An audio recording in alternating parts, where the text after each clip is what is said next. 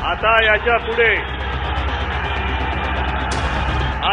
पुढे भविष्यामध्ये शिवसेना एकटी महाराष्ट्रावरती भगवा फडकवेल.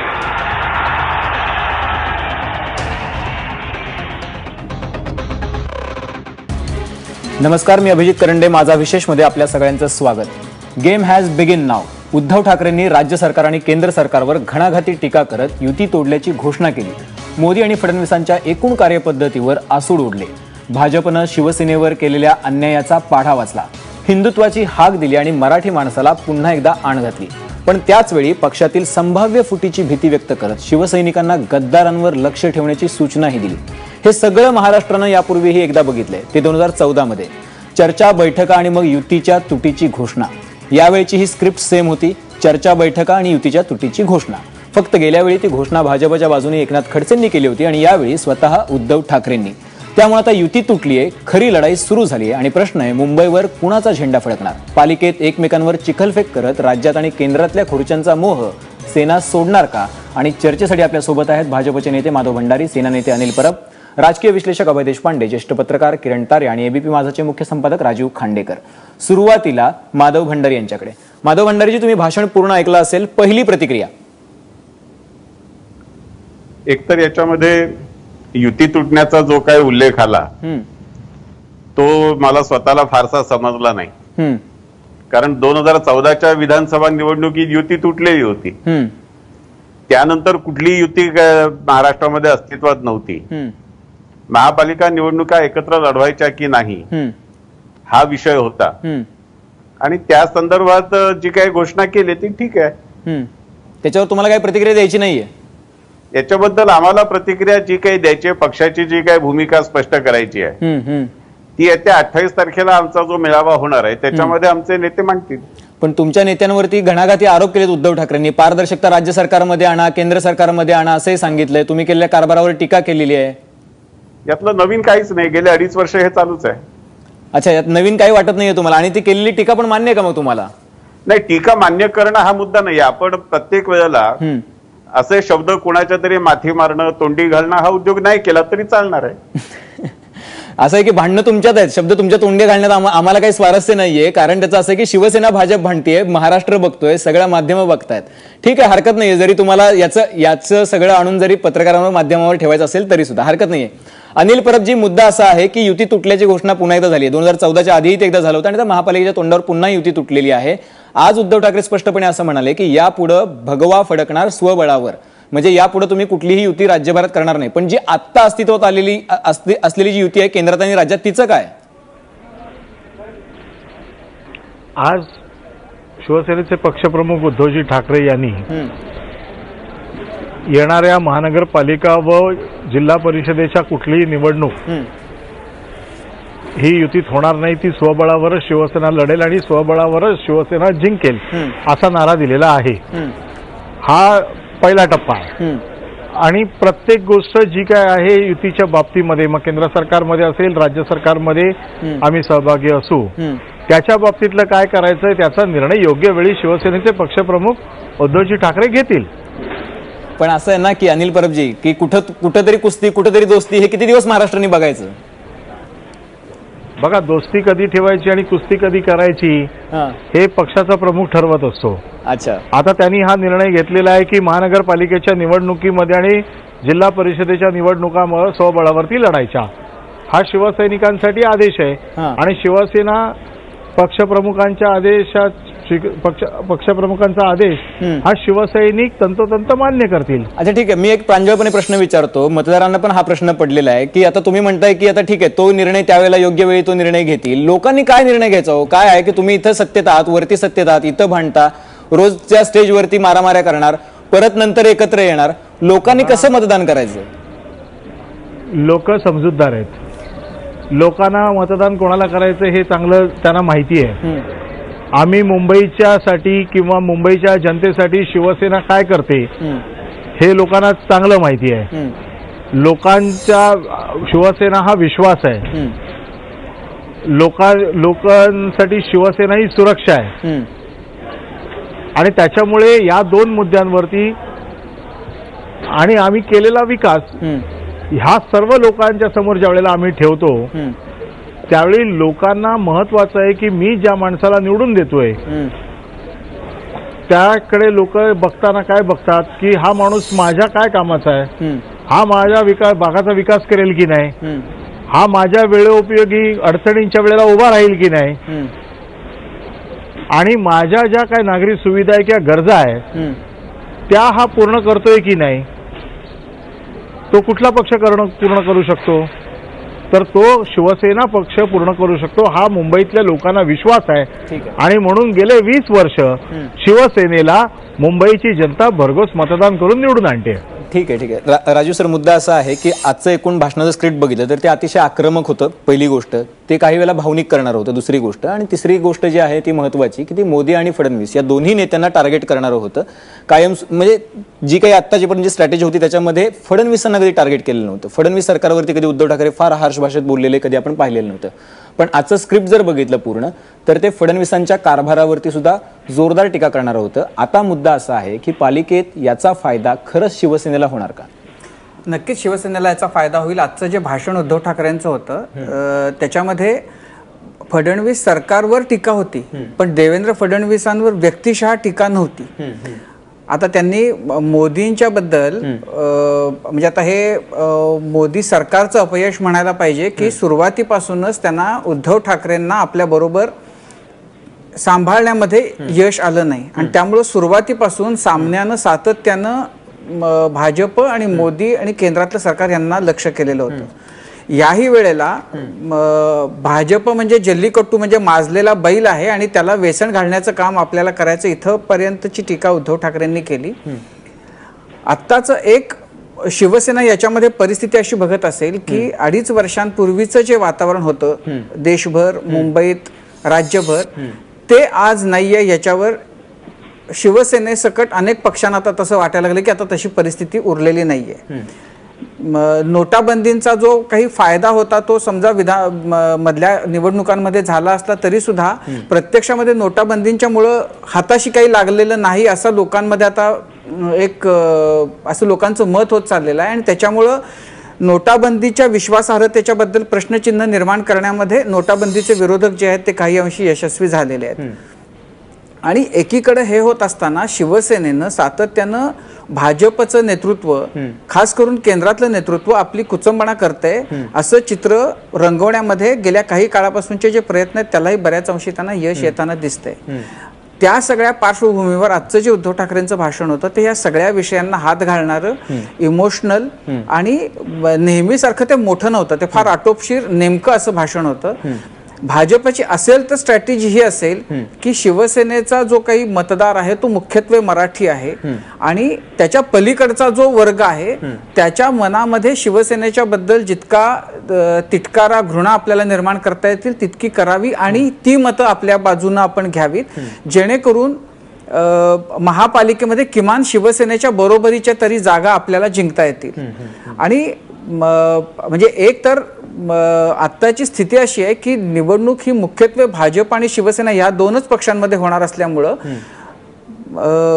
ही मतं जी आहेत अमराठी मतं त्यांना म्हणजे भाजप किती प्रमाणामध्ये स्वतःकडे घेऊ शकतं किंबहुना त्यांना रस्त्यावर आणेल मतदानासाठी ते बघणं महत्वाचं असणार आहे असं मला वाटतं. पण मुद्दा असा अभय सर की युती खरंच करायची होती का? म्हणजे हे नेमकं स्क्रिप्ट काय होतं, खरंच करायची होती का? आणि दुसरी गोष्ट की आता जसं राजू सर म्हणाले की अमराठी मतदार जर रस्त्यावर उतरले तरच त्याचा फायदा भाजपला होईल आणि तो मतदार जो असेल तो डिसायझिव्ह मतदार असेल, ते जे ठरवतील त्याप्रमाणे मुंबईचा निकाल लागेल.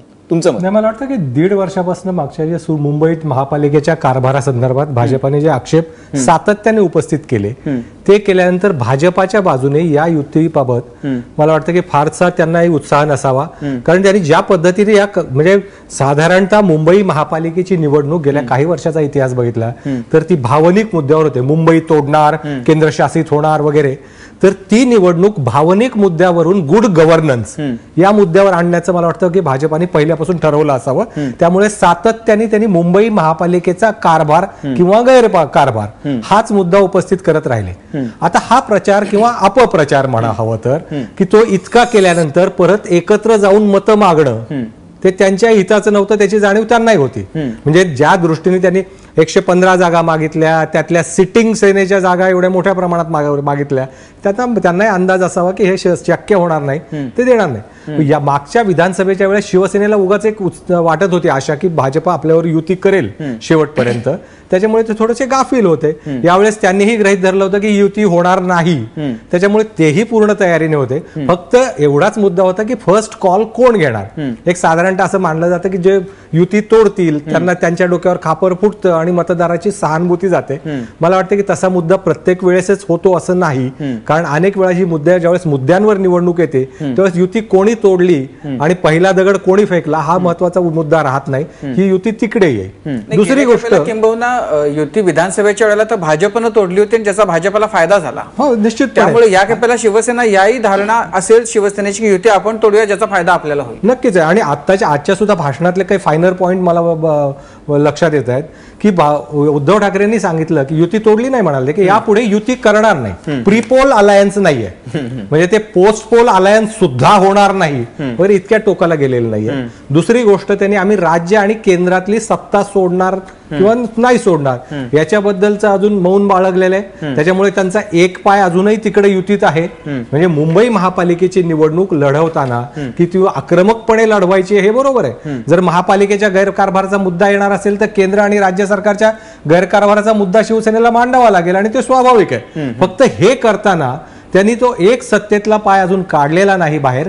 कदाचित त्याच्या मागची कारणं दोन असावीत. एक तर पुढे ती गुंजाईश ज्याला म्हणतो आपण ती शिल्लक राहावी, किंवा आत्ताच जर सत्तेतून बाहेर पडलो तर पक्षामध्ये जे सत्तेमुळे काही सत्तेबरोबर राहणारी प्रवृत्ती असते ती आपल्यापासून दुरावू नये, हे दोन कारणं त्याच्या मागे असतील. पण एक निश्चित आहे की ही निवडणूक फटाके भरपूर असतील, आरोप प्रत्यारोप होतील, परंतु एक कंट्रोल्ड कॅम्पेन असेल असं एक साधारणतः मला आतापर्यंतच्या भाषणावरनं त्यांच्या आज वाटतंय.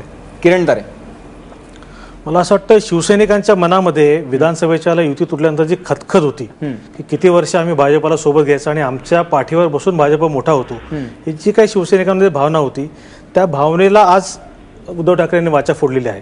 म्हणजे उद्धव ठाकरे गेल्या 2 महिन्यापासून प्रत्येक शाखेमध्ये जात आहेत, शिवसैनिकांना भेटतायत, तिथे त्यांना जो फीडबॅक मिळाला त्याचा आपल्याला परिपाक दिसतोय. म्हणजे गेल्या 2-3 दिवसापूर्वी मला सेनेच्या एका सिनियर नेत्याशी बोलायची संधी मिळाली होती.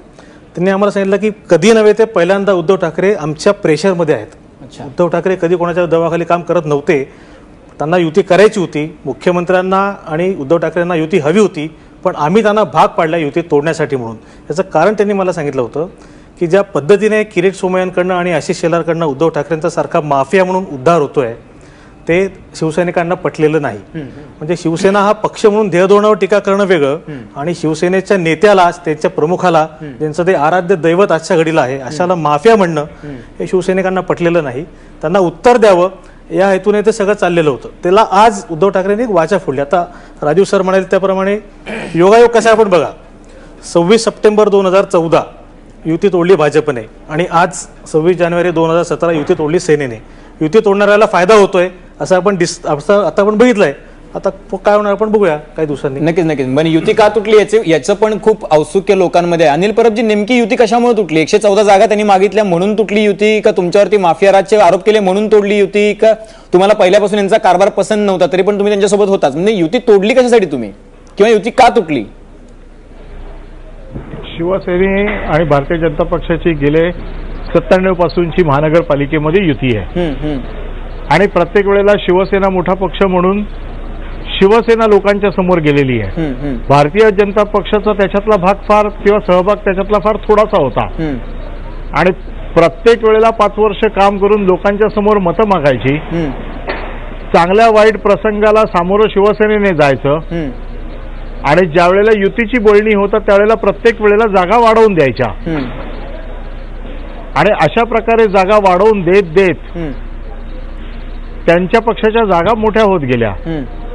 म्हणजे कुठल्याही प्रकारचा सहभाग न घेता आपोआप जागा वाढण्याचं काम त्यांचं होतं. म्हणजे युद्धात आम्ही जिंकत होतो आणि तहात हरत होतो.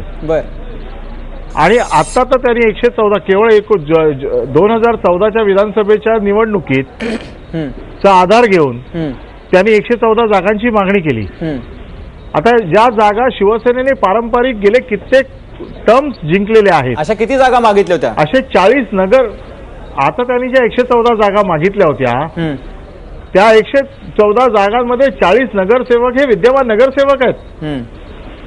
आता विद्यमान नगरसेवकांना घरी बसून यांच्याशी युती होऊ शकते का? म्हणजे शिवसेनेने जे काही रस्त्यावरती काम करून कमवलेलं आहे ते युतीच्या बैठकीत यांच्या जागा मागण्या करून गमावून टाकायचं का? म्हणजे असं अनिल परबजी की तुमची युती तुटली ती फक्त जागा वाटपावरून तुटली, ती युती पारदर्शकतेवरून तुटली नाही याचा अर्थ? पारदर्शकतेचा विषय नाही. पारदर्शकतेचा विषय जर आम्ही मान्य करायला गेलो तर पारदर्शकता आम्ही पहिल्याच मीटिंगमध्ये मान्य केलेली आहे. आणि पारदर्शकतेची सुरुवात करायची असेल तर 3 मंत्री जे चर्चेला आले त्याच्यात 2 मंत्री होते आणि एक अध्यक्ष होता. या तिघांवरती भ्रष्टाचाराचे आरोप आहेत. मग या कलंकित मंत्र्यांबरोबर चर्चा सुरू करायची असेल तर ती पारदर्शकतेच्या व्याख्येत कुठे बसते? पारदर्शकतेची व्याख्या यांनी जी आम्हाला सांगितलं की आम्हाला पूर्ण पारदर्शक पाहिजेत, व्यवहार पारदर्शक हवेत, भ्रष्टाचार नको, आम्हाला विश्वासात घेतलं पाहिजे. तर आमचं म्हणणं मान्य आहे, आम्ही विश्वासात घेतलं पाहिजे, आम्ही कुठं नाही म्हणतो. पण महानगरपालिकेत जसं काम चालतं, स्टँडिंग कमिटीच्या बैठकांमध्ये मीडिया असतो, स्टँडिंग कमिटीच्या बैठकीला विरोधी पक्षनेता असतो, स्टँडिंग कमिटीच्या बैठकीला सगळ्या पक्षाचे गटनेते असतात. तशा प्रकारची पारदर्शकता राज्याच्या कॅबिनेटमध्ये असावी. तिथे देखील मीडिया, 4 लोकशाहीचे जे 4 स्तंभ आहेत या 4 स्तंभापैकी लोकप्रतिनिधी असतात, प्रशासकीय अधिकारी असतात, मग मीडिया आणखी लोकायुक्त यांना देखील आपण इन्व्हॉल्व करूया. म्हणजे पारदर्शकता राज्यात पण राहील आणि केंद्रात पण राहील. पण अनिल परबजी, मग भाजपने जे सांगितलं होतं की पारदर्शकतेच्या मुद्द्यावर आमची चर्चा चालू होती, खरं होतं का खोटं होतं? मग हो ना, पारदर्शकतेची चर्चा आम्ही पहिल्याच मीटिंगमध्ये मान्य केली आहे. परंतु ती मान्य करताना आम्ही असं सांगितलेलं आहे की पारदर्शकता जर हवी असेल तर ती महानगरपालिकेत पाहिजे, ती नागपूर महानगरपालिकेत पण पाहिजे, महाराष्ट्रातल्या सगळ्या महानगरपालिकेमध्ये हवी, राज्यात हवी, केंद्रात हवी. याच्यात आमचं काय चुकलं? आणि पूर्णपणे आमची याला सहमती आहे की पारदर्शकतेच्या विषयावरती आमचं बिलकुल काही म्हणणं नाहीये, परंतु ती सगळीकडे असली पाहिजे. ठीक आहे. म्हणजे मुंबईत ठेवायची पारदर्शकता, नागपूरमध्ये ठेवायची नाही. केंद्रामध्ये नोटाबंदीचा निर्णय घेतला, जशी यांची अपेक्षा आहे की आम्ही त्यांना विश्वासात घेतलं पाहिजे. नोटाबंदीचा निर्णय घेताना आम्ही मित्रपक्ष असताना आम्हाला काय विश्वासात घेतलं नाही? ठीक आहे, इथे पारदर्शकता नको का? ठीक आहे. माधव भंडारीजी, मुद्दा असा आहे की तुम्हाला सिलेक्टिव्ह पारदर्शकता का पाहिजे आणि तुम्ही कायम सांगत होता की पारदर्शकतेच्या मुद्द्यावरती चर्चा चालू आहे आणि त्याच्यावरतीच फक्त युती होईल. अनिल परब तर सांगता की तुम्ही 40 जागा मागत होता आणि ते शक्य नव्हतं म्हणून युती तुटली. 2-3 मुद्दे यातले महत्वाचे आहेत की 114 जागा आम्ही मागितल्या, त्या विधानसभेच्या निवडणुकीमध्ये आम्हाला जिथे अधिक मतं मिळाली होती त्याबद्दल आम्ही दावा केला. गेल्या 25-30 वर्षांच्या युतीच्या इतिहासामध्ये आमचे विद्यमान आमदार, आमचे विद्यमान खासदार यांना घरी पाठवून आम्ही त्या जागा शिवसेनेला दिल्या आणि ही संख्या लहान नाही. आणि 114 जागा मागितल्या म्हणजे तुम्ही दिल्या तसं कुठे? आम्ही मागच्या वेळेला 63 जागा 65 जागा लढवल्या होत्या, तुम्ही 60 जागा द्यायचा प्रस्ताव दिला. मुंबई महापालिकेच्या गेल्या 3 निवडणुकांचा जर इतिहास आपण बघितला तर भारतीय जनता पार्टी कमी जागा लढवून जास्त जागा जिंकत गेली. भारतीय जनता पार्टीच्या जिंकण्याच्या जागांचं प्रमाण सातत्याने वाढत गेलेलं आहे. भारतीय जनता पार्टी काम करून लोकांचा विश्वास संपादन करून यश मिळवते. लोकसभेपासून विधानसभेपासून महापालिकेमध्ये ज्या ज्या ठिकाणी आम्हाला यश मिळालं ते लोकांचा विश्वास संपादन करून आम्ही मिळवलं. आम्ही विकासाच्या मुद्द्यावर लोकांकडे मतं मागितली, लोकांनी आम्हाला विकासाच्या मुद्द्यावर मतं दिली. मुंबई महापालिकेमध्ये सुद्धा आमचा हाच आग्रह आहे की शहराच्या विकासाच्या दृष्टीने जे महत्वाचे मुद्दे आहेत त्याची एकदा पारदर्शक चर्चा झाली पाहिजे. त्याच्याबद्दल पारदर्शक अनिल परब म्हणतात की ती तर पहिल्या बैठकीत ठरली होती. अनिल परब म्हणतात युती यासाठी तुटली की तुम्ही 40 जागा मागितल्या सिटिंग नगरसेवकांची ताकद वाढल्याचा तुमचा जो दावा आहे तो त्यांना अमान्य आहे. नाही, ठीक आहे ना. मग म्हणून चर्चा कोणत्या मुद्द्यांवर करायची, जर पहिला मुद्दा ठरला तर पुढच्या जागेवर चर्चा करता आली असती, पण नंतर चर्चाच झाली नाही. ठीक आहे राजू सर, मुद्दा असा आहे की जागा चर्चा बोला अनिल परब. चर्चा झाली ना पहिल्या मीटिंगमध्ये पारदर्शकतेच्या मुद्द्यावरती चर्चा करताना दुसऱ्या मीटिंगमध्ये आम्ही हा मुद्दा मांडला ना पारदर्शकतेचा. मग त्यावेळेला पारदर्शकतेची चर्चा आम्ही नाही बंद केली. आपल्या नेत्यांनी सांगितलं की हा विषय इथे नको, हा विषय शिवसेना पक्षाचे पक्षप्रमुख आणि मुख्यमंत्री त्यांच्या अखत्यारीत ठरवतील. मग का नाही चर्चा केली त्यावेळेला? आता त्यावेळेच्या आम्ही ज्या वेळेला चर्चांमध्ये या पारदर्शकतेवरती जागावाटपाची चर्चा केली, चर्चा ही करायची होती. नाही आम्ही दोन्ही चर्चा, मी स्वतः त्या चर्चेचा सदस्य आहे, त्याच्यामुळे मी सांगू. पण त्यावेळेला दुसऱ्याच बैठकीच्या वेळेला ज्या वेळेला सांगितलं गेलं की पारदर्शकतेवरती चर्चा करू, त्यावेळेला असं ठरलं की ही चर्चा आता वरच्या लेवलला होईल, मुख्यमंत्री आणखीन शिवसेनेचे पक्षप्रमुख ठेवतील. त्यावेळेला हे मुद्दे मी ठेवले हे मुद्दे केंद्रामध्ये, राज्यामध्ये. मग तेच सांगतो ना, ही चर्चा आमच्याकडनं बंद झालेली नाही. ही चर्चा बंद झाली आणि आपल्याकडनं असं सांगितलं गेलं. मी स्वतः त्या चर्चेचा एक सदस्य आहे, त्याच्यामुळे मला याच्या बाबतीत अधिक माहिती आहे. पण आता ही चर्चा त्यावेळेला बंद केली कडून स्वच्छ मुंबई, आणि त्यावेळेला असं सांगितलं की ही चर्चा वरती होईल आणि मुंबईच्या जागांच्या बाबतीमध्ये केवळ एक निकष की विधानसभेच्या जागा 114 ठिकाणी आम्ही जास्त आहोत, हा निकष आम्हाला मान्य नाही. त्याचं कारण असं आहे की पाठीमागच्या सगळ्या निवडणुकांचे पण निकष तपासून बघितले पाहिजे. मी स्वतः सांगितलं की मुंबईमधल्या जागांची ताकद ही आपण सगळे फील्डवरचे कार्यकर्ते आहोत, आपल्याला माहिती आहे की शिवसेनेची ताकद किती आहे, भारतीय जनता पक्षाची ताकद किती आहे. हे काय असं नाहीये ना की एका निवडणुकीत जास्त मतं पडली म्हणजे कायमची तुम्हाला त्या मतदारसंघामध्ये त्या मतदारसंघाची तपासणी करावी लागते, तो मतदारसंघ त्याची प्रकृती बघावी लागते, तो मतदारसंघ कोणाला झेपणार आहे तो बघावा लागतो. अनिल बर्जे, तुमचा मुद्दा लक्षात आला. ही चर्चा दोन्ही बाजूनी याच पद्धतीने होते, दोन्ही पक्षांचा दावा याच पद्धतीचा असतो आणि त्यातून सरासरी विचार करून आपण निर्णय घेत असतो. मग या अशा पद्धतीने जर निर्णय घेतला असता तर 114 जागांची मागणी आलीच नसती. विधानसभेच्या वेळेला 119 जागा सुद्धा देणार नाही असं जेव्हा म्हटलं, आम्ही 123 जागा जिंकल्या. ठीक आहे, आता म्हणजे असं की ना, मी तेच म्हटलं ना. ठीक आहे, एका वेळेला तुम्ही जिंकला, हा ट्रेलर कायमचा निकष राहू शकत नाही. हा कायमचा निकष नाही हे मला सुद्धा मान्य आहे. म्हणून मी मगासपासून 3 गोष्टींचा उल्लेख केला की विधानसभाच्या निवडणुका असोत, महापालिकेच्या निवडणुका असोत, प्रत्येक निवडणुकांमध्ये कमी जागा लढवून भारतीय जनता पार्टी जास्त जागा जिंकत गेली. पहिल्या निवडणुकीपेक्षा आम्ही जास्त जागा प्रत्येक वेळेला जिंकलेल्या आहे. नक्की. अनिल परबजी आणि माधव भंडारीचे मुद्दा असा आहे की इतक्या समन्वयवादानं जर तुम्ही खरं चर्चा केली असती बैठकांमध्ये तर आज महाराष्ट्राला उद्धव ठाकरेंचं हे भाषण बघावं लागलं नसतं. हरकत नाहीये, पण खरंच भाजपची ताकद वाढली आहे का की भाजप अति आत्मविश्वासामुळे ही गेम खेळते? या मुद्द्यांवरती चर्चा करणार आहोत. एक छोटासा ब्रेक घेऊयात, कुठे जाऊ नका, पाहत राहा एबीपी माझा. आता याच्या पुढे भविष्यामध्ये शिवसेना एकटी महाराष्ट्रावरती भगवा फडकेल.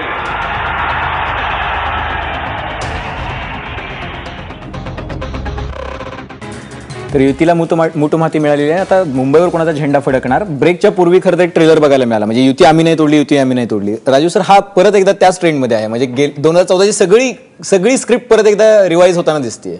नाही, पण या वेळच्या सगळ्या हे जे युती तुटण्याचं जे नाट्य आहे त्याच्यामध्ये पहिल्या दिवसापासून जी एक गोष्ट बघायला मिळाली ती ही की शिवसेना ही पहिल्या दिवसापासून आक्रमक होती आणि खरं तर अशी अपेक्षा होती की एकूण शिवसेना डिफेन्सिव्ह असणार, कारण ज्या पद्धतीने गेल्या 1.5-2 वर्षांपासून थेट उद्धव ठाकरेंपर्यंतचे आरोप होत होते भाजपच्या काही नेत्यांकडून, तर त्याच्यामुळे शिवसेनेला त्या आरोपांना घेऊन शिवसेना दबून जाईल. प्रत्यक्षामध्ये हे सगळं हे गेल्या महिन्याभरापासून जेव्हा नाट्य सुरू झालं तेव्हापासून शिवसेना फार आक्रमक बघायला मिळाली आणि भाजप फार दबलेली बघायला मिळाली. आता याचं कारण माधव भंडारी सांगू शकतील की भाजप इतकी दबलेली का होती. म्हणजे जर भाजपला 114 जागा हव्या होत्या त्यांनी विधानसभेला जिंकलेल्या 15 जागांच्या जोरावर, तर ते फार कन्व्हिन्सिंगली त्यांनी कधी मांडलं नाही. कदाचित असं असेल की 114 जागा द्यायच्या आणि नंतर बार्गेन करून 70, 80, 90 पर्यंतच्या जागा पदरात पाडायच्या आणि ते जर पदरात पाडून घ्यायच्या असतील तर फार वटवट करून त्या पदरात पाडून घेण्यापेक्षा संयमी राहूया आणि पदरात पाडून घेऊया असा त्यांचा कदाचित त्यांचा हेतू असेल त्याच्या मागचा. पण ह्या सगळ्या काळामध्ये भाजप, खास करून देवेंद्र फडणवीस हे ज्या पद्धतीनं मौन बाळगून बसले, म्हणजे अगदी 2 दिवसांपूर्वी सुद्धा रावसाहेब दानवे ज्या मधुरपणानं शिवसेनेबरोबरच्या युतीबद्दल बोलत होते ते फार आश्चर्य वाटावं अशाच पद्धतीचं होतं. शिवसेना मात्र डे 1 पासून आक्रमक होती आणि मला असं वाटतं की त्यांना माहिती होतं की ही युती होऊ शकत नाही. म्हणजे अनिल परब आपल्याला सांगू शकतील की जेव्हा भाजपनं 114 जागा मागितल्या तेव्हा त्याची प्रतिक्रिया जी शिवसेनेकडून आली ते जास्तीत जास्त 60 जागा, आणि ते सुद्धा 60 सुद्धा आम्ही जास्त देतो, प्रत्यक्षामध्ये 50च द्यायला पाहिजेत अशा पद्धतीची होती. ही युती जर समजा व्हायचीच असती तर किती जागांपर्यंत अनिलजी जाऊन तुम्ही जागा देऊ शकला असतात भाजपला की ज्याच्यामुळे ती युती तुमच्या दृष्टीनं टिकू शकली असती? नाही, एक तर पहिली गोष्ट म्हणजे भाजपने सुरुवातीपासून 114 जागांचा हट्ट दिला आणि आम्ही त्यांच्याकडे ही यादी मागत होतो की या 114 जागा कुठल्या त्या तुम्ही द्या, परंतु 114 जागांची कुठल्या ह्या देखील त्यांनी यादीत दिली नाही. आणि त्याच्यामुळे आम्ही आमच्याकडनं जो 60 जागांचा प्रस्ताव दिला, हा 60 जागांचा प्रस्ताव व्हेरी कॅल्क्युलेटेड पद्धतीने होता. आम्ही 97 पासूनच्या त्या जिंकत असलेल्या त्यांच्या जागा त्याची ॲव्हरेज काढली आणि कुठल्या जागा बीजेपी जिंकू शकते याचा आम्हाला चांगला अंदाज आहे. युती करणं फक्त नंबर गेम नसतो, तर दोन्ही पक्षांच्या जास्तीत जास्त जागा जिंकू शकण्याची शक्यता असते अशा पद्धतीची युती झाली पाहिजे असं आमचं नेहमी मत आहे. प्रत्येक वेळेला जागा वाढवून देणं हा युतीचा धर्म नाही आहे. पण अनिल परबजी, तुम्ही मगाशी म्हणालात ना की 40 जागा सिटिंग विद्यमान नगरसेवकांच्या 40 जागा मागितल्या, सांगतो ना मी तुम्हाला. म्हणून त्यांनी जो फॉर्म्युला सांगितला की या 114 जागा या 2014च्या विधानसभेच्या निवडणुकीमध्ये जिथे भारतीय जनता पक्षाने शिवसेनेपेक्षा जास्त घेतलेल्या मत आहेत याच्या आधारावरती आम्ही मागतोय. आणि ते जेव्हा आम्ही बघितलं तेव्हा लक्षात आलं की 40 नगरसेवक असे आहेत की जे या ठिकाणी जिथे भारतीय जनता पक्षाला विधानसभेच्या निवडणुकीत जास्त मतं मिळाली असली तरी देखील तिकडे अतिशय ठाण मांडून बसलेले आहेत, वर्षानुवर्ष निवडून आलेले नगरसेवक आहेत. या आमचं म्हणणं त्यावेळेला असं पडलं की म्हणजे ह्या 40 नगरसेवकांना आम्हाला घरी बसवावं लागेल जर यांची जर मागणी मान्य करायची असेल. 114 कमी करायचे असतील, 40 नगरसेवक त्याच्यातनं जर कमी झाले तर राहिले किती 80. आणि आम्ही जर 40 नगरसेवक आमच्या 75 पैकी जर कमी केले तर कुठल्या आधारावरती युती होऊ शकते?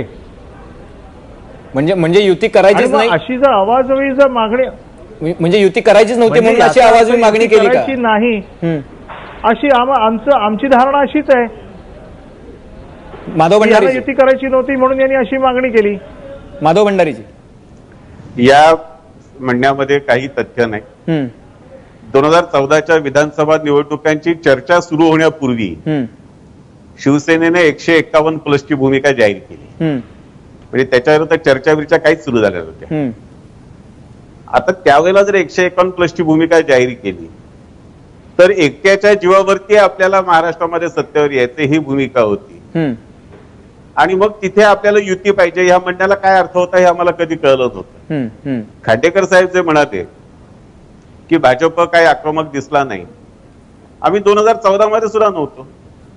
आम्ही 2014 मध्ये ज्या भूमिकेत होतो त्याच भूमिकेत आता सुद्धा होतो की या महाराष्ट्रामध्ये शिवसेनेबरोबरची युती ही सगळ्यात दीर्घकाळ चाललेली युती आहे. काही मुद्द्यांच्या आधाराने, काही भावनात्मक मुद्द्यांच्या आधाराने केलेली आपली युती आहे आणि ही युती टिकली पाहिजे ही आमची भूमिका तेव्हाही होती, आजही होती. आता ही भूमिका असताना आजपर्यंत आम्ही अनेक जागांचा त्याग करत आलो, अनेक जागा आम्ही सोडत आलो. त्या वेळेला त्या जागांची किंमत देऊन आम्ही युती सांभाळत आलो.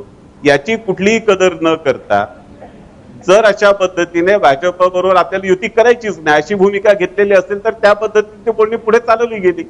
अशा तऱ्हेने बोलण्यामध्ये काहीतरी तोंडापणा करत राहणं आमचा स्वभाव नाही. आम्ही आमच्या पद्धतीने काम करतो. नाही, पण भंडारीजी मुद्दा असा आहे की 75 पैकी 40 नगरसेवक जर त्यांना घरी बसवून त्या जागा जर भाजपला हव्या असतील तर शिवसेना काय उलटी परिस्थिती असती तर भाजप सुद्धा युती करू शकला नसता. निम्म्यापेक्षा जास्त जागा जर अशा जिथं ताकद आहे आपली त्या जागा कशा सोडल्या असत्या कुठल्याही पक्षानं.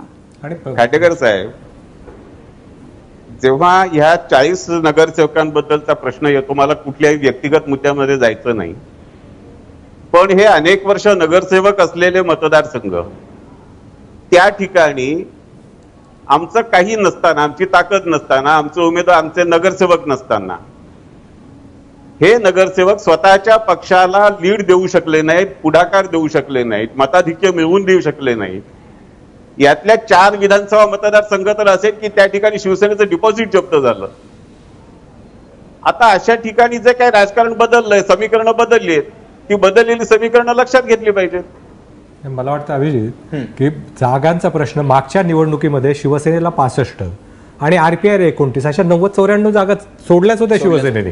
म्हणजे यावेळेस जर सुवर्ण मध्ये काढायचा असता तर या 2 पक्षांमध्ये तो निघू शकला असता.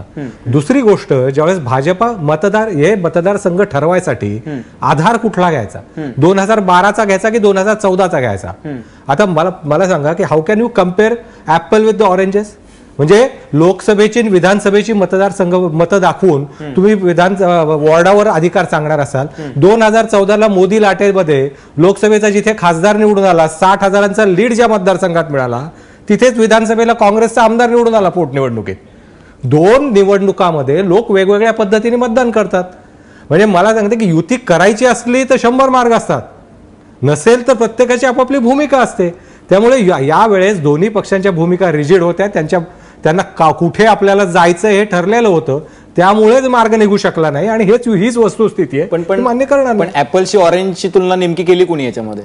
हे बघा की दोन्ही पक्ष जर स्वबळावर लढणार असतील तर स्वाभाविकच त्यांचा क्लेम आपल्याला सुटेबल असेल तोच आधार घेणार ते.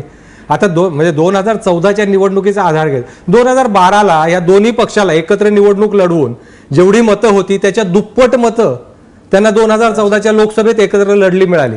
नंतर वेगवेगळे लढले दोन्ही पक्ष, पण लोकसभेपेक्षा आणखी 2.5 लाख मतं जास्ती मिळाली. म्हणजे एकत्र लढले त्यावेळेस 2012ला जी 14 लाख मतं होती ती वेगवेगळे लढूनही 2014च्या विधानसभेत 30 लाखापर्यंत गेली. म्हणजे मतदानाची जी रचना असते, त्या निवडणुकीचा जो बाज असतो त्याप्रमाणे मतांची विभागणी होत असते आणि त्याला आपापल्या सोयीप्रमाणे आधार घेतला जातो. ही वस्तुस्थिती आहे. नक्कीच. म्हणजे खरं तर ना अभिजित, मला ह्या सगळ्या प्रकारामध्ये युती होणं अशक्य आहे हे खरं तर बऱ्याच जण अगदी आधीपासून सांगत होते. कारण जर प्रमुख पक्ष इथले, आता काँग्रेस उरलेली नाहीये त्या अर्थानं, आणि जर भाजप आणि शिवसेना हेच जर प्रमुख पक्ष असतील आणि विधानसभेमध्ये ते दिसलं होतं की एकाचे 15 आमदार आले, एकाचे 14 आमदार आले, तर त्यांची युती होणं म्हणजे एका कुठल्या तरी पक्षाचे पाय कापणं असंच होतं. आणि त्याच्यामुळे ते नैसर्गिक नव्हतंच. आणि त्याच्यामुळं ही युती झाली नाही याच्यामध्ये आश्चर्य वाटायचं कारण नाही. कारण युती होणं म्हणजे एका पक्षाचा कुठल्या तरी गळा घोटण्यासारखं होतं.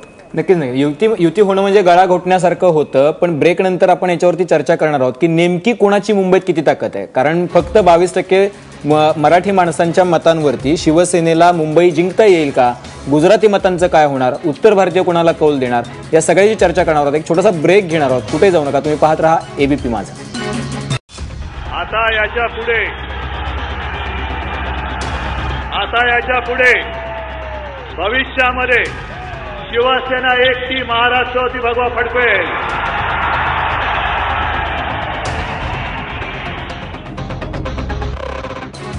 तर मुद्दा असा आहे की युती तर तुटली आहे, मुंबई पालिकेवर कोणाचा झेंडा फडकणार हा सध्याचा विषय आहे. पण मराठी मतांच्या जोरावर मुंबई जिंकता येणार का शिवसेनेला, की उत्तर भारतीय आणि गुजराती मतांच्या जोरावर भाजप तिथं उडी जास्त मोठी झेप घेणार, हे बघणार. पण त्याच्या पूर्वी चर्चेला सुरुवात करण्यापूर्वी भाजपचे प्रदेशाध्यक्ष रावसाहेब दानवेंनी काय म्हटलंय, युतीची तुटल्याची घोषणा केली उद्धव ठाकरेंनी, त्यानंतर त्या आधी पाहूयात. भारतीय जनता पार्टीची स्पष्ट भूमिका होती की भारतीय जनता पार्टी आणि शिवसेना यांनी एकत्र येऊन या राज्यातल्या महापालिका आणि जिल्हा परिषदच्या निवडणुका लढवाव्यात, अशा प्रकारची भूमिका सुरुवातीपासून भारतीय जनता पार्टीने घेतली होती. शेवटपर्यंत आम्ही युतीचे प्रयत्न केले, युतीसाठी पुढाकार घेतला, युतीसाठी 3 बैठका आम्ही केल्या. पहिल्या बैठकीमध्ये भारतीय जनता पार्टीने एक अजेंडा ठेवला, शिवसेनेशी त्या विषयावर चर्चा केली की पारदर्शकता आणि भ्रष्टाचार मुक्त मुंबई करण्यासाठी आपण एक कार्यक्रम तयार केला पाहिजे, त्यासाठी एखादी समन्वय समिती नेमली पाहिजे.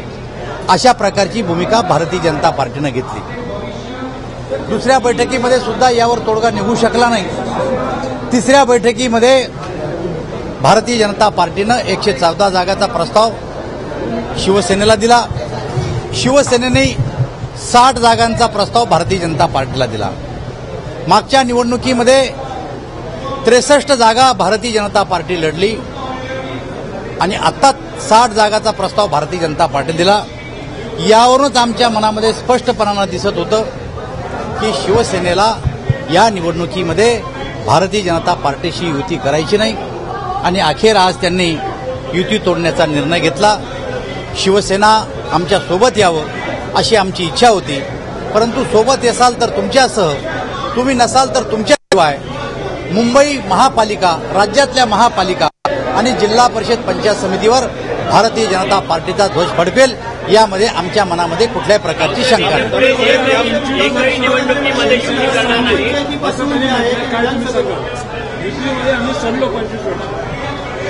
खरं तर ही युती बाळासाहेबजी ठाकरे आणि प्रमोद महाजन यांनी घडून आणलेली युती होती.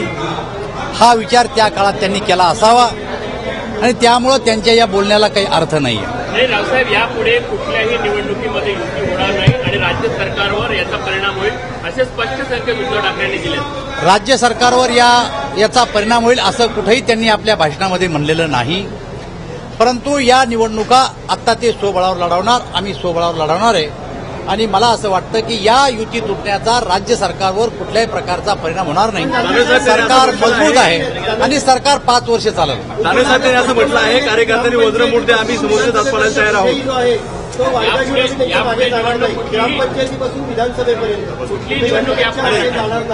भारतीय जनता पार्टी सुद्धा सक्षम आहे स्वबळावर निवडणुका लढण्यासाठी. दानवे साहेब, एक उद्धव ठाकरे यांनी म्हटलेलं आहे का कार्यकर्त्यांनी वज्र मूड द्या. दानवेंना प्रचंड कॉन्फिडन्स आहे, सरकार 5 वर्ष टिकणार आहे. अनिल परबजी, तुम्हाला तेवढा कॉन्फिडन्स आहे ना, सरकार 5 वर्ष मजबूत आहे त्याचा?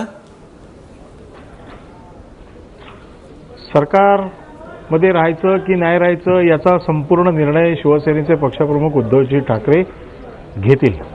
ते कधी घेतील, काय घेतील याचा निर्णय देखील तेच ठरवतील. आज त्यांनी जी काही घोषणा केलेली आहे ती मुंबई महानगरपालिका आणि जिल्हा परिषदा स्वबळावर लढण्याच्या ही त्यांची घोषणा आहे आणि ते घोषणेचं तंतोतंत पालन या येणाऱ्या महानगरपालिका आणि जिल्हा परिषदेच्या निवडणुकीमध्ये होईल. अच्छा, पण तुम्हाला तुमच्या पालिकेवरती, तुमच्या नेत्यांवरती माफिया राज, बांद्र्याचा बॉस वगैरे असे आरोप करतात भाजपचे नेते. मग तुम्हाला इतकं वाईट वाटतं, तुम्ही युती तोडली अशा सगळ्या या कारणांमुळे, जागा वाटपामुळे, मग तुम्हाला म्हणजे कसं वाटतं म्हणजे त्यांच्या मांडीला मांडी लावून बसताना केंद्रात आणि राज्यात? म्हणूनच म्हटलं की याच्या बाबतीतले जे काही निर्णय हा सैनिकी पक्ष आहे याच्यात निर्णय प्रमुख घेत असतो आणि त्या निर्णयाची अंमलबजावणी बाकीचे लोक करत असतात. ज्या वेळेला सैन्याचा प्रमुख म्हणजे आमचे शिवसेनेचे पक्षप्रमुख एखादा निर्णय घेतील त्याची अंमलबजावणी करण्याचं काम आम्ही करू. असं आहे का की जोपर्यंत उद्धव ठाकरेंना वाटत नाही की अन्याय अत्याचार झालाय आणि आपला अपमान झालाय तोपर्यंत शिवसेनेतल्या नेत्यांना किंवा कार्यकर्त्यांनी असं काही समजू नये की आपल्यावर अन्याय अत्याचार होतोय, आपण सरकारमध्ये राहायला हरकत नाही, असं आहे का काही? मी परत तुम्हाला सांगितलं की हा पक्ष सैनिकी पक्ष आहे. या पक्षातल्या भावना आम्ही आमच्या प्रमुखांकडे नेहमी मांडतो, त्या जाहीरपणे आम्ही मांडत नाही आणि आमच्या पक्षाच्या प्रमुखाचा जो निर्णय येतो तो आम्ही मान्य करतो. ठीक आहे. माधव भंडारीजी, मुद्दा असा आहे की पुन्हा तोच प्रश्न आहे की इतकी सगळी टीका, इतक्या म्हणजे निजामाचा बाप, अफजल खान आणि आता नवीन डिक्शनरी लोकांना उघडावी लागेल कारण आता पालिकेचा रणसंग्राम सुरू झालेला आहे. तर एवढं सगळं करून परत एकत्र बसण्याचा हा विश्वास कुठून येतो तुम्हाला? कसला विश्वास? एकत्र बसण्याचा, एकत्र सत्तेत राहण्याचा, 5 वर्ष सरकार मजबूत टिकेल याच मित्रांच्या जोरावरती. आमचं सरकार 5 वर्ष निश्चितपणे टिकणार आहे. शिवसेनेच्या बळावर की टिकणार आहे? नव्हती त्याही वेळेला आम्ही हे सांगितलं होतं की आमचं सरकार 5 वर्ष चालणार आहे आणि आज आमच्या प्रदेशाध्यक्षांनी सांगितले की सरकार 5 वर्ष चालेल. अच्छा, पण ते कोणाच्या बळावरती, शिवसेनेच्याच मदतीवरती की कोणाच्या तरी मदतीवरती सरकार चालेल? हे सरकार 5 वर्ष चालणार आहे. मुद्दा असा एक ना, उद्धव ठाकरेंनी जी एक खतखत किंवा खंत त्यांच्या मनातली बोलून दाखवली, मला असं वाटतं की भाजपनं त्याच्याबद्दल आत्मपरीक्षण करायला पाहिजे. ते हे की त्यांनी असं सांगितलं की 25 वर्ष आम्ही युती केली आणि त्याच्यामुळे त्याच्यात शिवसेना सडली. आता भाजपच्या बद्दल खरं तर एरवी भाजपचे जे मित्रपक्ष आहेत तर ते शिवसेनेच्या इतकं भाजपच्या बरोबर टिकून राहिलेला असा कुठला पक्ष नव्हता. गोव्यामध्ये सुद्धा आता म्हणजे भाजप जो गोव्यामध्ये वाढला तो महाराष्ट्रवादी गोमंतक पक्षाच्या बरोबरीनं वाढला आणि नंतर त्यांनी तिथं मगो पक्षाला एक प्रकारे गिळंकृतच केल्यासारखं झालं आणि तिथं तो सत्तेवर पूर्णपणानं आला. हा जो भाजपच्या बद्दल त्यांचे जे मित्रपक्ष जे अदरवाईज त्या राज्यांमध्ये मोठं स्थान घेऊन असतात, भाजपपेक्षा मोठं स्थान, तर त्यांच्या मनामध्ये हा जो अविश्वास गेल्या काही काळामध्ये भाजपच्या बद्दल निर्माण झाला, त्याच्याकडे भाजप कसं बघतं आणि ही जी उद्धव ठाकरेंची भावना आहे की आम्ही सडलो 25 वर्ष यांच्याबरोबर राहून, त्याच्याबद्दल भाजपला काय वाटतं खरं तर हे फार जाणून घ्यायला आवडेल सगळ्यांनाच. बरोबर आहे, कारण आपण असे प्रश्न उपस्थित करणं हे आपण जी काही एक राजकीय भूमिका मनामध्ये ठरवलेली आहे आणि भाजपला ज्या रंगात रंगवण्याचा आपण मनापासून ठरवलेला आहे त्या पद्धतीचा हा प्रश्न नाही. पण याच्यामध्ये आपण गोव्याचा उल्लेख केला, हे वास्तव नाहीये का? आपण गोव्याचा उल्लेख केला. गोव्याचा उल्लेख करताना आपण सोयीस्करपणे हे सांगितलं नाही की भारतीय जनता पार्टी गोव्यामध्ये जी वाढली ती मगोपाच्या विरोधात काम करून वाढली आणि ज्या वेळेला भारतीय जनता पार्टी वाढली आणि मगोपाचा ऱ्हास झाला तेव्हा उरलेला मगोपा भारतीय जनता पार्टी बरोबर आला होता. मगोपा जेव्हा पूर्ण भरात होता तेव्हा मगोपाने भारतीय जनता पार्टीला कधीही बरोबर घेतलेलं नाही.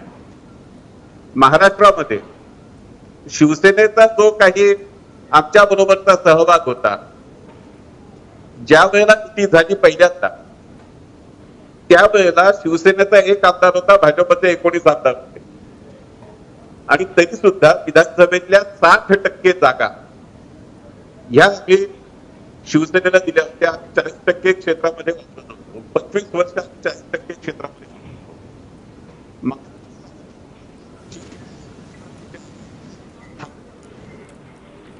माधव भंडारीजी, मी तुम्हाला थोडं थांबवतो, तुमच्या आवाजाला काहीतरी टेक्निकल प्रॉब्लेम आलेला आहे, तो आपण सॉल्व्ह करूया, मग मी पुन्हा तुमच्याकडे येतो. पण मुद्दा असा आहे किरण तारेजी की परत तिथंच आहे की आता प्रॅक्टिकल मुद्द्यांवरती निवडणूक येऊन थांबलेली की निवडणूक जिंकणार कशी.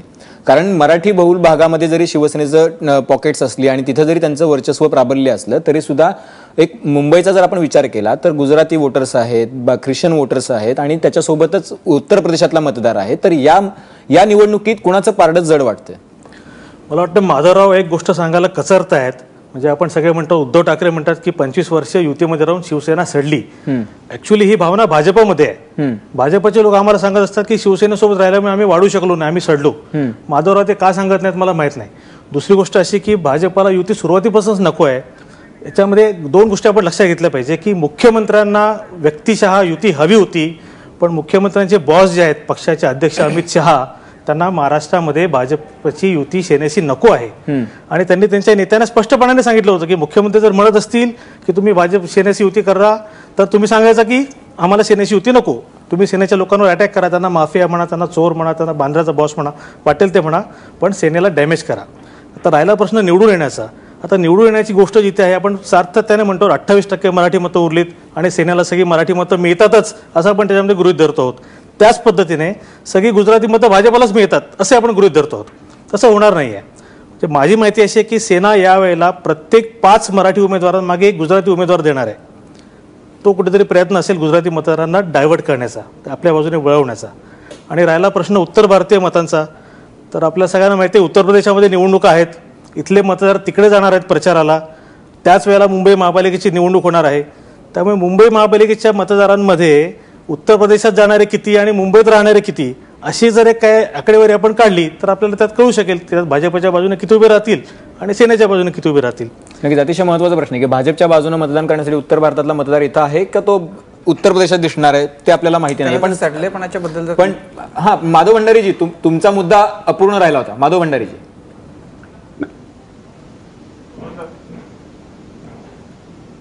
नाही, अजूनही माधव भंडारी तुमचा आवाज येत नाहीये. मी परत तुमच्याकडे येतो टेक्निकल प्रॉब्लेम सॉल्व्ह झाल्यानंतर. पण शरद पवारांची प्रतिक्रिया आलेली आहे, एक अजब प्रतिक्रिया आलेली आहे, ती बघूयात मग त्याच्यावर चर्चा करूयात.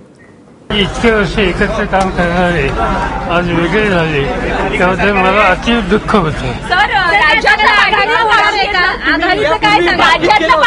राज्यातला पाठिंबा त्यांनी काढला तर तुमच्या पक्षाची काय भूमिका असेल? काढला तर जर त्याला मी उत्तर देत असते त्यांनी कुठलाही निर्णय घ्यावा आणि मग चर्चेला यावं त्यावेळी विचार. माधव भंडारीजी याच्यातलं सगळ्यात महत्वाचं आहे की अति दुःख होते, त्यांनी फार हसत सांगितलं. म्हणजे त्यांना किती दुःख झाले त्याच्यातनं ते आपल्या लक्षात येतं आणि त्याच्यात अर्थात पुढचाही मुद्दा महत्वाचा होता. नक्की नक्की. पुढचा मुद्दा असा आहे माधव भंडारी, तुम्हाला प्रस्ताव घेऊन गेलात, उद्या शिवसेनेने पाठिंबा काढला तर ते विचार करू म्हणतात, हरकत नाहीये तुम्हाला. तुम्ही ज्यावेळेला पहिल्यांदा म्हणजे आवाजी मतदानानं सरकार आलं होतं त्यावेळेला असंही होऊ शकतं. म्हणजे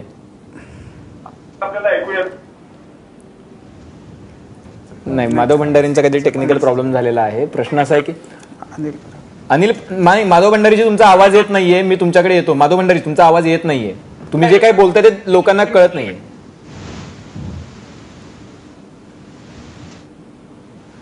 माधव भंडारीजी तुमचा आवाज येत नाहीये, आपण जे काय नाही, असं कसं होईल माधव भंडारीजी? अख्खा महाराष्ट्र बघतोय.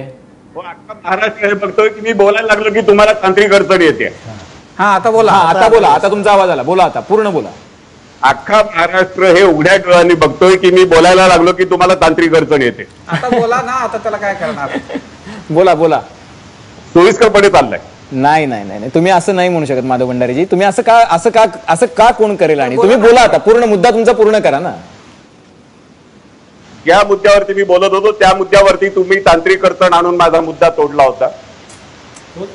आणि आता पवार साहेबांच्या वक्तव्याचं सुद्धा ज्या पद्धतीने तुम्ही विश्लेषण किंवा मांडणी करतात, पवार साहेबांनी सांगितलं पाठिंबा काढून घ्यायची, चर्चेला या. आमंत्रण कुणाला आहे?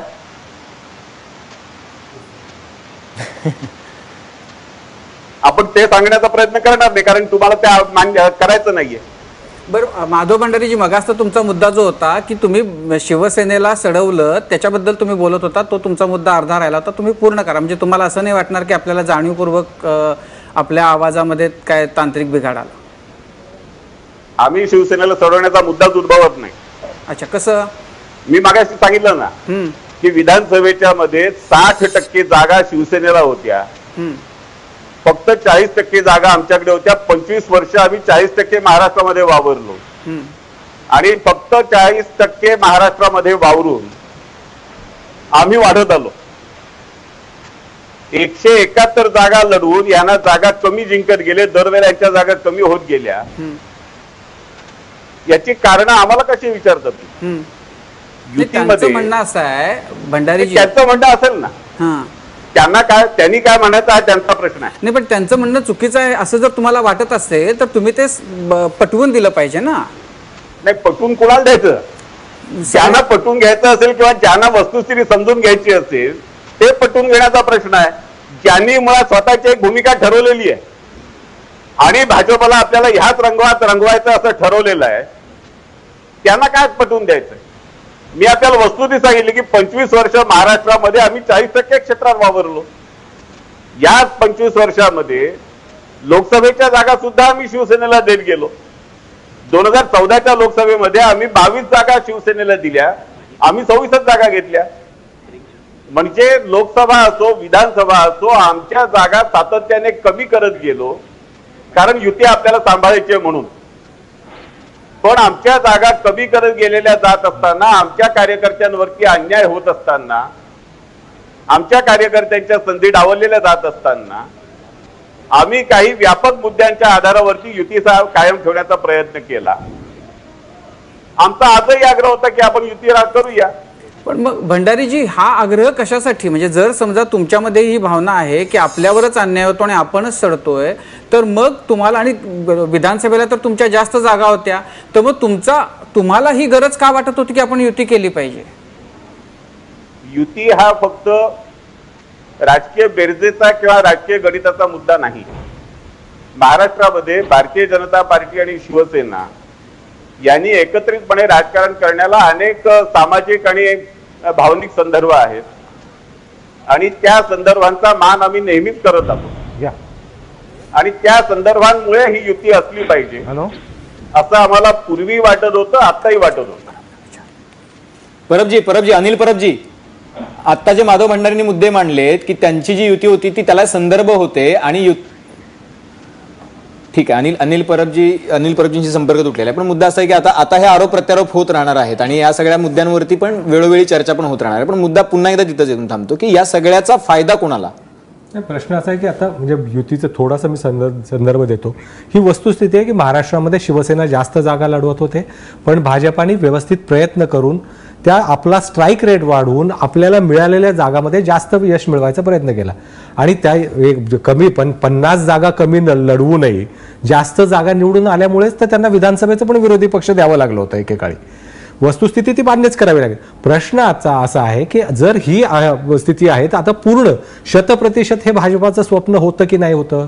म्हणजे एकीकडे युती ठेवायची होती, भावनिक गुंतवणूक आहे, भावनिक संबंध आहे, वैचारिक युती आहे, या सगळ्या गोष्टी जरी असल्या तर 100% आपला पक्ष व्हावा अशी भावना होती आणि त्यात काही गैर नाहीये. ते लपवायचं काही कारण नाही की आम्ही एक हाती सत्ता यावी असं वाटण्यात काही गैर नाहीये, त्याच्यामुळे त्याला मुलामा देण्याची गरज नाही. एक दुसरी गोष्ट, आता निवडणुकीमध्ये दोन पक्ष जेव्हा एकमेकांसमोर उभे राहतात तर स्वाभाविकपणे दोन्ही पक्षांना सर्व जागा लढवण्याची संधी मिळते.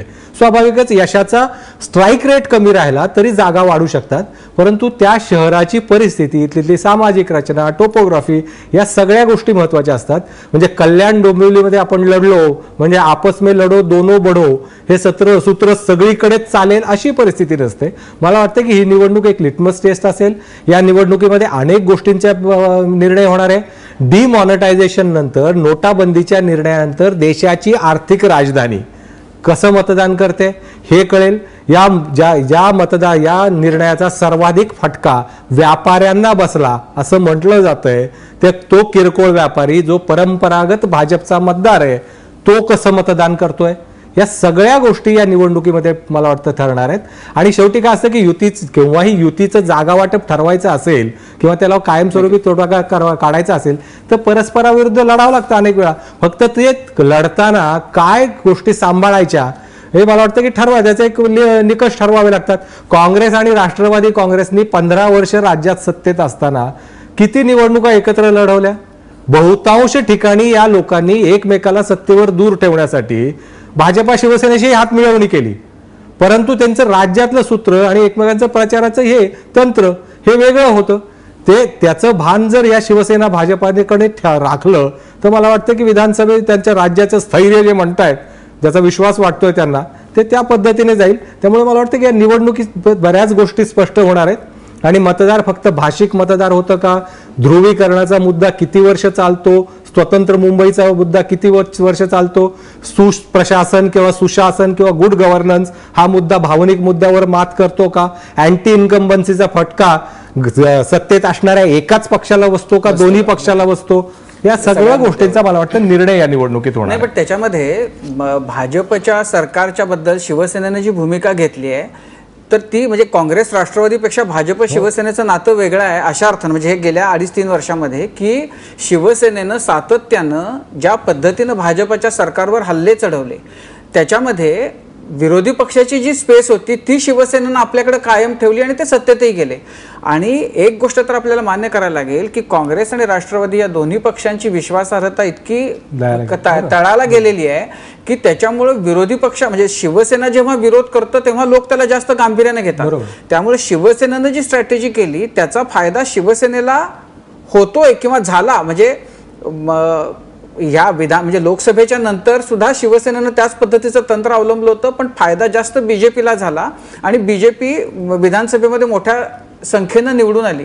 पण शिवसेनेचं याच्यामुळं फारसं नुकसान नाही झालेलं. शिवसेनेनं म्हणजे जे आपल्याला कल्याण डोंबिवलीमध्ये दिसलं, अनेक ठिकाणी दिसलं, जे आपल्याला आता मुंबईमध्ये सुद्धा दिसेल की बहुतांश जागा ह्या दोन पक्षांमध्येच वाटल्या जातील जे परत पाठीमागून एकमेकांच्या हातात घेऊन आहेत. तर ह्या पद्धतीचं जे राजकारण जे शिवसेना करते तर ते एक म्हणजे अजब राजकारण आहे असं म्हटलं पाहिजे. नाही, पण ते अजब राजकारण होताना मुद्दा असा आहे की भंडारीजी मी तुम्हालाच विचारतोय, हे अजब राजकारण चालू आहे. तुम्ही दोन्ही पक्ष एकतर आधी किंवा नंतर सत्तेत तर आहातच, पण त्याच्यासोबतच मुंबईची काही वाट लागताना थांबत नाही. म्हणजे कचऱ्याचा प्रश्न, रस्त्याचा प्रश्न, पाण्याचा प्रश्न, हे सगळे प्रश्न गेल्या कित्येक वर्षांपासून जैसे थे आहेत. निवडणूक गेल्या 2.5 वर्षांपासून तुम्ही सातत्याने बोलताय, पण गेली 20 वर्ष पण तुम्ही तिथंच होतात. एक आधी मुद्दा मला स्पष्ट करू द्या की सर्वोच्च न्यायालयाच्या अलीकडच्या निकालानुसार आपल्याला मतदारांची वाटणी भाषिक, धार्मिक वगैरे आधारावर करता येणार नाही. आणि मतदार या पद्धतीने मतदार करेल, मतदारांनी या पद्धतीने मतदान करावं अशा तऱ्हेचं सूचन करणारी वक्तव्य सुद्धा करता येणार नाही. अच्छा, म्हणजे असं आहे की तुम्ही भाषिक मेळावे घ्यायचे आणि बाकीच्यांनी सूचक वक्तव्य नाहीत करायची. त्या आधारावर ही मतं मागायची नाहीत असा निकाल आहे. ही निवडणूक विकासाच्या मुद्द्यावरती लढवली जाईल. या निवडणुकीमध्ये विकासाचे मुद्देच महत्वाचे ठरतील.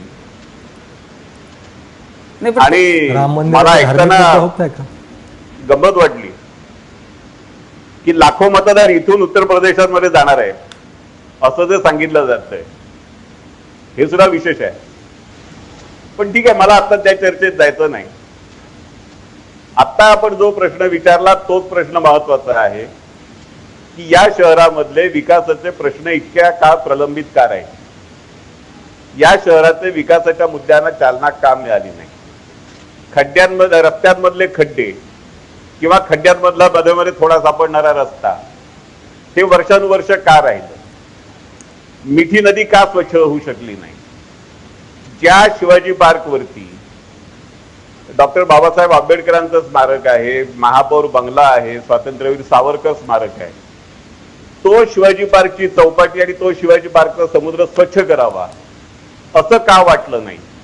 हे सगळे प्रश्न इथे चर्चेला येणार. हे प्रश्न तेच तर तुम्हाला विचारत होतो. या मुद्द्यांच्या आधाराने मतदान करेल. नाही भंडारीजी, मुद्दा असा आहे की तुम्ही गेली 2 वर्ष फक्त बोलता आहात. गेल्या 1.5-2 वर्षापासून हे चालू आहे, पण गेली 20 वर्ष तुम्ही सत्तेत होतात ना त्यांच्यासोबत. आम्ही छोटे पार्टनर आहोत. सर्व सत्ता त्यांच्या ताब्यात आहे. अच्छा, म्हणजे तरी पण ह्या सगळ्या गोष्टी असताना म्हणजे भले पारदर्शक नसेल पण आपण केवळ दर्शकच राहिलो या 20 वर्षाच्या सत्तेत, हे तरी मान्य कराल की नाही भंडारी साहेब. प्रश्न असा आहे की 20 वर्ष जरी सत्ता मुद्दा नाही 20 वर्ष, मला फक्त एकच मुद्दा पूर्ण करतो की 20 वर्ष ही सत्ता शिवसेना केवळ तुमच्या बळावर उपभोगू शकली आहे, हे वास्तव आहे. आणि हे सगळं घडत असताना तुम्ही काही बोलला नाही. आता ते बोलायला लागलायत. हा प्रश्न येईल त्यावेळेस तुम्ही फक्त आम्ही पार्टनर होतो, एवढंच छोटे पार्टनर होतो, आमच्या हातात काही नव्हतं, तरी पण आम्ही सत्ता ठेवली त्यांची, हे तरी मान्य करावं लागेल की नाही. भंडारीजी, नुसतं पार्टनर नाही, पार्टनर क्राईम पण होतो. मागच्या 2012चा संदर्भ आपण जो पुन्हा पुन्हा घेतो तर 2012च्या महापालिका निवडणुकीमध्ये शिवसेनेच्या जागा किती कमी झाल्या हे शोधा, तपासा. आमच्या जागा वाढल्या म्हणून महापालिकेमध्ये युतीची सत्ता राहिली. भंडारीजी जर मुंबईच्या प्रश्नांच्या बद्दल शिवसेना गुन्हेगार असेल तर तुम्ही छोटे गुन्हेगार आहात असं म्हणून सुटू नाही शकत. तुम्ही पण गुन्हेगार ठरताच. खांडेकर साहेब, मुळामध्ये आपल्यासारख्या सर्व ज्येष्ठ विचारवंत पत्रकारांच्या दृष्टीने भारतीय जनता पार्टी सगळ्याच विषयात गुन्हेगार आहे. नाही, आपण त्या बाकीच्या गुन्ह्यांच्या बद्दल नंतर चर्चा करू. या गुन्ह्याच्या बद्दल याच्याबद्दल तुम्ही त्यांना झटकू नाही शकत. याच्यामध्ये तुम्ही झटकू शकत नाही. नाही, मुद्दा असा आहे विषयाच्या आधाराने गुन्हेगाराच्या पिंजऱ्यात उभं करणं आणि प्रश्न एक छंद आहे. नाही, असं आहे की समजा तो माध्यमांचा छंद असेल तरी मुद्दा असा आहे की तुम्ही आता शिवसेनेला जर गुन्हेगाराच्या कटोऱ्यामध्ये उभे करत असाल तर तुम्हाला आता 1.5 वर्षांमध्येच का ती जाग आली. गेली 20 वर्ष तर तुम्ही कधी बोलताना भाजप बोलताना सुद्धा हे मुद्दे अनेकदा मांडले. नाही, त्यामुळं 20 वर्षामध्ये हे मुद्दे आम्ही अनेकदा मांडले, त्याच्यासाठी भांडत आलो. विकासाच्या मुद्द्यावरती भंडारीजी, हे लोकांना पटलं. भंडारीजी, तुम्हाला हे मान्य आहे की नाही की तुम्ही छोटे गुन्हेगार आहात या सगळ्या प्रश्नांच्या मध्ये? नाही आहोत. कसे नाही आहात? तेच सांगतो आपल्याला. कसे नाही आहात की आपण त्या पद्धतीने आमच्याकडे बघायला तयार नाही. कशा पद्धतीने तुम्ही सांगा आम्ही तुमच्याकडे कसं बघायला पाहिजे. मी सांगतो ना आपल्याला. सांगा. आपण शिवसेनेने विरोधी पक्षाची जागा घेतली असं अत्यंत कौतुकाने सांगता. ज्या 20 वर्षांचे संदर्भ त्याच्यात कौतुक काय आहे? त्याच्यामध्ये असं सांगितलं की अजब राजकारण आहे असं म्हटलं. त्याच्यामध्ये कौतुक तुम्हाला वाटत असेल तर तुमचंही कौतुक केलं पाहिजे की तुम्ही आता जाग आली तुम्हाला म्हणून. 20 वर्षामध्ये जेव्हा आम्ही महापालिकेमध्ये बरोबर होतो, छोटे पार्टनर होतो, त्याही वेळेला आमच्या सगळ्या भागांमध्ये त्या ठिकाणच्या विकासाच्या मुद्द्यांवरती आम्ही भांडत आलो. आम्ही विकासाच्या मुद्द्यांवरती भांडकामध्ये दिसलं म्हणून तर प्रत्येक निवडणुकीत आमच्या जागा वाढत गेल्या, नाही तर कशाला वाढल्या असत्या. या काही कुठल्या भावनिक मुद्द्यावर कुठल्या याच्यावर वाढलेल्या नाहीयेत. आम्ही लोकांचा विश्वास संपादन केला म्हणून जागा वाढत. जर ते गुन्हेगार आहेत तर मग तुम्ही युतीसाठी, भंडारीजी जर ते गुन्हेगार आहेत तर मग आताचा आटापिटा कशासाठी होता युती करण्याचा? आम्ही कुणालाही गुन्हेगाराच्या पिंजऱ्यात उभं करत नाही. प्रश्न निर्माण केले त्यांनी. तुम्ही म्हणालात शैली नाही. तुम्ही असं म्हणालात की आम्ही आपल्याला हे सांगतोय. तुम्ही असं म्हणालात की हे प्रश्न निर्माण केलेले निवडणुकीचे मुद्दे विचारले तुम्ही निवडणुकीचे मुद्दे मी सांगितले. तुम्ही असं म्हणालात की हे सगळे प्रश्न आहेत निर्माण झालेले आहेतच का? हा, आणि मग जर त्याच्याबद्दल तुम्ही असं म्हणालात की आम्ही त्यांच्यामध्ये छोटे पार्टनर होतो त्यामुळे आम्ही गुन्हेगार नाही, पण जर ते गुन्हेगार असतील तर मग आता तुमचा युतीसाठीचा खटाटोप कशासाठी होता? पहिले खांडेकर साहेब एक कृपा करून लक्षात घ्या, गुन्हेगार हा शब्द आपण वापरत आहात. मी कुणालाच गुन्हेगार म्हणत नाही आणि मला कुणालाही गुन्हेगार म्हणण्याची आवश्यकता नाही. जनता सुद्धा या पद्धतीने बघत नसते आणि जनता या पद्धतीने बघत नसते. जनता स्थानिक पातळीवरच्या अनुभवाच्या आधाराने निर्णय घेते आणि ते निर्णय जनता त्या पद्धतीने घेते, म्हणून आम्ही सातत्याने वाढतो हे लक्षात घ्या. म्हणजे भंडारीजी आज मला म्हणजे आज असं आहे की इतक्या कॉन्ट्राडिक्शन्स येत आहेत की आत्ता असं आपण म्हणालात की उत्तर प्रदेशचे लोक, मराठी लोक अशा पद्धतीनं आपण चर्चा करू शकत नाही. मग आता यापुढच्या काळामध्ये तुम्ही भाषिक मेळावे घेणार नाही यात बंद करणार आहे भाजप? राम मंदिराचा मुद्दा सोडून देणार आहे भाजप? या निवडणुकीच्या सगळ्या प्रचारामध्ये मुंबई महापालिकेमध्ये, मुंबई महानगराच्या क्षेत्रामध्ये जे विकासाचे मुद्दे आहेत त्याच्यावर आम्ही चर्चा करू. नाही, भाषिक मेळावे भाजप घेणार आहे का नाही तुम्ही आता असं म्हणालात, म्हणजे याचा अर्थ असा समजायचा की भाजप या निवडणुकीमध्ये भाषिक मेळावे घेणार नाही आहे असं समजायचं का? या पद्धतीने भाषिक मेळावे घेणं न घेणं नाही, आता आपण म्हणालात की अशी चर्चा नाही करता येणार, अशी चर्चा. कारण या पद्धती आमच्या अनेक आघाड्या आहेत, आमच्या आघाड्यांचे मेळावे होतील. अच्छा, म्हणजे तुम्ही मेळावे घेतले तर चालतील, आम्ही बोलायचं नाही असं म्हणायचंय आपल्याला? आपण जे बोलतात आपण त्या पद्धतीने जात, भाषा, धर्म, पंथ या सगळ्याच्या आधाराने समाजाची वाटणी करण्याचा प्रयत्न करतो. अच्छा, आम्ही करतोय आणि आपल्याला करता येणार. अच्छा, म्हणजे आम्ही करतोय म्हणजे माध्यम करतात असं म्हणायचंय आपल्याला? माध्यमांमधला एक वर्ग हा जाणीवपूर्वक करतो. अच्छा, आणि राजकीय पक्ष आघाड्या करतायत ते तसं राजकारण नाहीये, ते विभागणी करत नाहीयेत असंही म्हणायचंय आपल्याला? राजकीय पक्ष आघाड्या ज्या करतात त्या वेगवेगळ्या कारणांनी करतात. अच्छा अच्छा, मी मगाशी सांगितलं तसं ह्या फक्त बेरजेची गणितं नसतात. अच्छा, त्याच्यामध्ये अनेक पैलू असतात आणि त्या सगळ्या पैलूंची चर्चा होत असते. चांगलं आहे, सगळं मजेशीर आहे. खरं तर चांगलं आहे म्हणण्यापेक्षा की सगळं मजेशीर आहे. किरण तारे, शेवटचा प्रश्न आहे की शहरांची अवस्था सुधारलेली नाहीये, या दोघांच्या भांडणात शहर तिथंच आहे. आता मतदारांनी नेमकं कशाकडे बघून मतदान करायला पाहिजे? कारण असं आहे की कायम मराठी बाणा, मराठी अस्मिता, त्याच्यानंतर मग झालंच तर मग आता पारदर्शीपणा. आता पारदर्शीपणाचा मुद्दा आपण जसा बघितला की पारदर्शीपणाचा मुद्दा पण काढायचा, 20 वर्ष त्यांच्यासोबत राहायचं, पण जे पारदर्शी नाही त्यांच्यासोबत युती पण करायची आपल्याला, म्हणजे असं पण चालतं. तर आता काय बघायचं लोकांनी? नाही, मुंबई शहर बकाल झालेलं आहे किंवा बकाल होत आहे, त्या दिशेने आपली वाटचाल सुरू आहे हे तर जगजाहीर आहे, म्हणजे कोणी लपून राहिलेलं नाही. पण आता माधवराव, शंका अशी येते की ज्या कंपनीला मुंबईतले रस्ते खराब करण्यासाठी म्हणून ब्लॅकलिस्ट केलं होतं, तीच कंपनी पावनहून नागपूरच्या महापालिकेने त्याला रस्त्याचंच कॉन्ट्रॅक्ट दिलं. याच्यावर लोकांनी विश्वास कसा ठेवायचा? म्हणजे ज्या कंपनीने मुंबईतले रस्ते बिघडवले ते नागपूरचे रस्ते चांगले करणार असं जेव्हा चित्र निर्माण होतं तेव्हा लोकांना शंका येते की खरोखर याच्या मागचा उद्देश काय? मुंबईची अवस्था वाईट आहे, ती सुधारवण्याची गरज आहे. त्याला तुम्ही पारदर्शक कारभार म्हणा, त्याला तुम्ही रावसाहेब दानवे म्हणतात त्याप्रमाणे समन्वय समिती स्थापन करून कामकाज करणं म्हणा. कदाचित त्यांचं दुखणं तेच असेल की समन्वय समिती केलेली नाही, सरकारची पण नाही, विचारत नाही, राज्य सरकारची पण नाही. राज्य सरकारची समन्वय समिती त्या पक्षाच्या लेवलला केली होती, तर पुढे काय झालं? समन्वय समिती आहे, नाही बैठक नाही होत, बैठक होत नाही त्याची, बैठकही झाली. तर या कोऑर्डिनेशनचा हा कुठेतरी अभाव त्यांच्यामध्ये आहे हे दिसतच आहे. त्याचा फटका आपल्यासारख्या सामान्य माणसाला बसतोय. नक्कीच. राजू सर, शेवटचा प्रश्न आहे की भाजपवर सातत्याने टीका होते आणि जो उद्धव ठाकरेंनी मुद्दा उपस्थित केला होता की आता गुंड शिल्लक राहिलेले नाहीत, कारण सगळे गुंड पक्षाने म्हणजे भाजपने घेऊन टाकले, त्यामुळे आता कोणाला घ्यायचं म्हणलं तरी शिल्लक नाहीये. आणि हा मुद्दा असा आहे की पारदर्शी कारभार, स्वच्छ कारभार, ज्याला आपण त्याचा हवाला देतो, आपण ज्याला देवेंद्र फडणवीसांकडे बघतो आणि ज्याला पक्षात येणारी लोक बघतो, त्याला मतदारांमध्ये तो मेसेज कसा जाणार आहे? नाही, मला असं वाटतं ना की गुंडगिरीच्या बद्दल आता कुठल्याच पक्षानं कुठल्याच पक्षाबद्दल बोलू नये. सगळेजण एकाच लायकीचे अशा पद्धतीचे पक्ष झालेले आहेत. म्हणजे जोपर्यंत तो आपल्या पक्षात असतो तोपर्यंत तो साव असतो, आपल्याकडे असतो तोपर्यंत, आणि पलीकडे गेला की एकदम त्याचा वाल्या कोळी होऊन जातो. ह्या पद्धतीची सगळी आत्ताची स्थिती आहे. आणि त्याच्यामुळे मला असं वाटतं की म्हणजे प्रत्येक जण आत्ता म्हणजे इलेक्शन जिंकणं हा त्याच्यासाठी कोणत्याही थराला जायला सगळी पक्ष, सगळी मंडळी आत्ता तयार आहेत आणि त्याच्यातनं हा सगळा आत्ताचा प्रश्न झालेला आहे. गुंडगिरीच्या बद्दल एक काळ असा होता की ज्यांचं पार्श्वभूमी गुन्हेगारी आहे अशांची लिस्ट वर्तमानपत्रामध्ये म्हणजे देता यायची, कारण फार मोजकी लोक तशी असायची. आजकाल अशी स्थिती आहे की शोधायला लागतील असे की ज्यांची चारित्र्य, ज्यांचं गुंडगिरीचं नाही. इतक्या मोठ्या प्रमाणामध्ये लोक हे आलेले आहेत आणि त्यांना म्हणजे मानानं डोक्यावर घेऊन मिरवलं जाते. नक्कीच, म्हणजे अतिशय गंभीर मुद्द्यांची असलेली निवडणूक आता ती फक्त आणि फक्त काही स्थानिक विषय आणि त्यातल्या त्यात अस्मितेच्या विषयांवरती येऊन थांबलेले, आरोप प्रत्यारोपांवरती येऊन थांबलेले. आज उद्धव ठाकरे बोललेले आहेत, 2 दिवसांनी मुख्यमंत्री बोलणार आहेत. त्याच्यामुळं आजचा ट्रेलर होता, पुढचा महिनाभर लोकांना पिक्चर बघायला मिळणार आहे. गेल्या वेळच्या खरं तर अभय देशपांडे होते त्यावेळेला, गेल्या वेळी मी म्हटलं होतं की गेल्या वेळच्या निवडणुकीची डिक्शनरी जर हरवली असेल कुठं घरात तर ते काढून ठेवा, कारण अनेक शिव्यांचे अर्थ त्याच्यामध्ये सापडतील. आपल्याच नेत्यांनी आपल्या एकमेकांवरती उधळलेली स्तुतीसुमनं त्यात सापडतील. त्यामुळं हरकत नाहीये, पुढचा महिनाभर आपल्याला हे सगळं बघावं लागणार आहे. पण मतदारांना खरं तर शुभेच्छा द्यायला पाहिजेत. हे सगळं बघितल्यानंतर यावेळेला कुठेतरी माणूस बघून आणि योग्य मतदारांची निवड होईल, योग्य उमेदवारांची निवड होईल ही अपेक्षा करूयात. या चर्चेसाठी आपल्या सगळ्या मान्यवरांनी वेळ दिला त्याबद्दल धन्यवाद. तुम्ही पाहत रहा एबीपी माझा. आता याच्या पुढे भविष्यामध्ये शिवसेना एकटी महाराष्ट्रवादी भगवा फडकवेल.